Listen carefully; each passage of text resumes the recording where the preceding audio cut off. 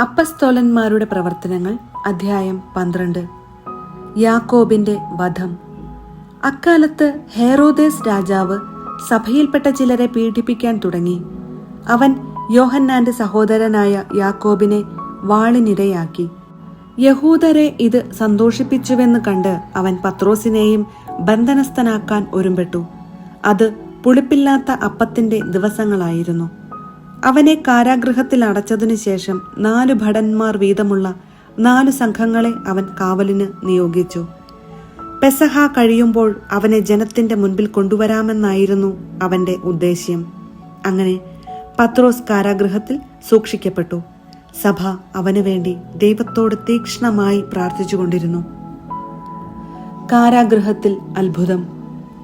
പരസ്യ വിചാരണയ്ക്ക് പുറത്തു കൊണ്ടുവരാൻ ഹെറോദേസ് ഉദ്ദേശിച്ചിരുന്നതിന്റെ തലേ രാത്രി പത്രോസ് 2 ചങ്ങലകളാൽ ബന്ധിതനായി 2 പടയാളികളുടെ മധ്യേ ഉറങ്ങുകയായിരുന്നു. പട്ടാളക്കാർ കാരാഗൃഹവാതിൽക്കൽ കാവൽ നിൽക്കുന്നുണ്ടായിരുന്നു. പെട്ടെന്ന് കർത്താവിന്റെ ഒരു ദൂതൻ പ്രത്യക്ഷനായി. ആ മുറിയാകെ പ്രകാശം നിറഞ്ഞു. അവൻ പത്രോസിനെ പാർശ്വത്തിൽ തട്ടി ഉണർത്തിക്കൊണ്ട് പറഞ്ഞു, "വേഗം എഴുന്നേൽക്കൂ." അപ്പോൾ അവന്റെ കൈകളിൽ നിന്ന് ചങ്ങലകൾ താഴെ വീണു. ദൂതൻ അവനോട് പറഞ്ഞു, "നീ അരമുറുക്കി പാദരക്ഷകൾ അണിയുക." അവൻ അങ്ങനെ ചെയ്തു. ദൂതൻ വീണ്ടും പറഞ്ഞു, "മേലങ്കി ധരിച്ചുകൊണ്ട് എന്റെ പിന്നാലെ വരുക." അവൻ പുറത്തിറങ്ങി ദൂതനെ അനുഗമിച്ചു. എങ്കിലും ദൂതൻ വഴി സംഭവിച്ച ഇക്കാര്യം യാഥാർത്ഥ്യമാണെന്ന് അവന് തോന്നിയില്ല. തനിക്ക് ഒരു ദർശനം ഉണ്ടായതാണെന്നേ അവൻ കരുതിയുള്ളൂ.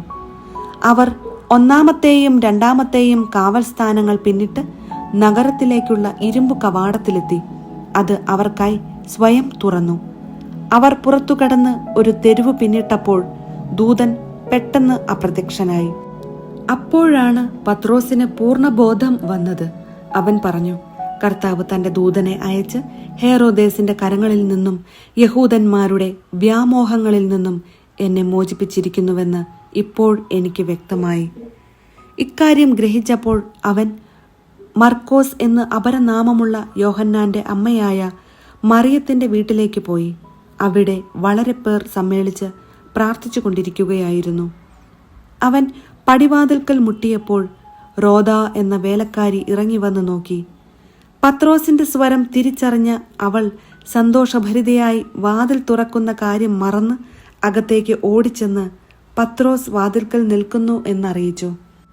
"നിനക്ക് ഭ്രാന്താണ്" എന്ന് അവർ പറഞ്ഞു. അവൾ വീണ്ടും തറപ്പിച്ചു പറഞ്ഞപ്പോൾ അവന്റെ കാവൽ ദൂതനായിരിക്കും എന്നായിരുന്നു അവരുടെ മറുപടി.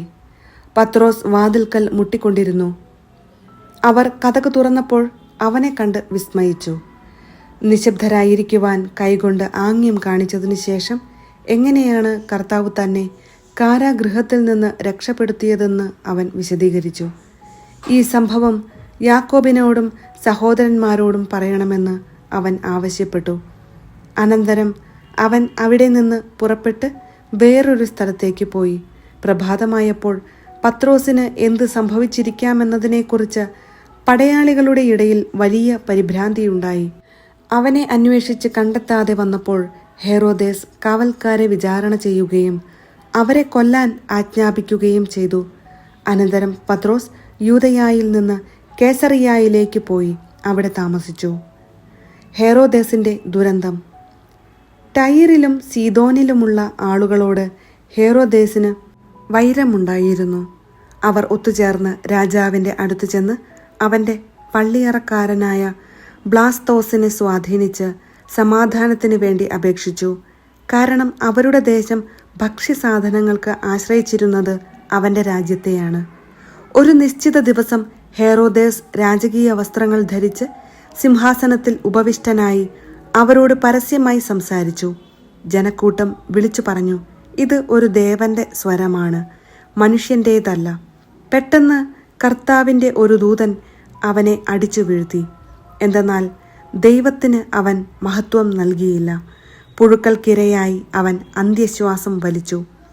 ദൈവവചനം വളർന്നു വ്യാപിച്ചു. ബാർണബാസും സാവൂളും തങ്ങളുടെ ദൗത്യം പൂർത്തിയാക്കി ജെറുസലേമിൽ നിന്ന് തിരിച്ചു വന്നു.